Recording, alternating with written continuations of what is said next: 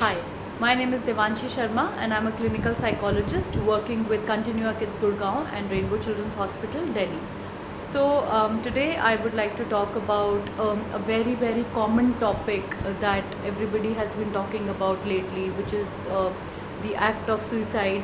And As we all are aware that this very famous actor Sushant Singh Rajput unfortunately committed suicide, and owing to which a lot of people are talking about mental health and they're talking about the mental health issues. Today I thought of just sharing a few little tips with you if you've been having any kind of suicidal thoughts or any kind of ideations that are related to suicide. See, it is very easy for any of us to feel negative about any kind of stressful situation, and it is a very natural reaction that one gives to the stressful situations. The best thing is that if ever you get any of these thoughts, you have to always try and challenge those thoughts rather than act on them. You have to contact a close family member or a friend with whom you can share these, because readily you will not have a psychologist or a psychiatrist available. In fact, a lot of people don't even think that is required at the first place, because mental health in our nation is not given so much importance, and it has its own reasons as to why this is the case in our present scenario. To get away with these kind of thoughts, it is very important that you discuss it with a close friend of yours who could at least get you some help. Above all, it is important to get in touch with your therapist or with your psychiatrist. And a lot of people also say that medications is something that has ruined our lives, and that does not really give us any benefit at all. I just want to make this clear that any kind of psychiatric medications, they are given with a lot of caution. It does not happen that you just walk into a clinic and the psychiatrist or the psychologist will suggest you that go ahead and take the medications. There is a formal assessment that is done.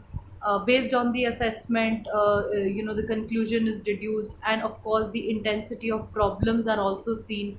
Let's say your intensity of problems are very severe, then of course to keep you a little in control, to calm you down, it is very important for us to take the help of medications. So it's exactly like how if you're in the influence of alcohol, let's say, so you would have a very different behavior as to how you would behave when you are not under the effect of alcohol.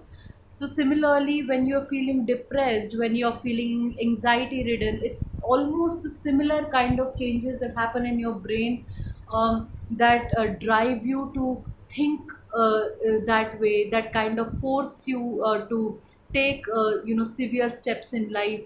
So in order to keep you in control, some sort of medication, yes, is important.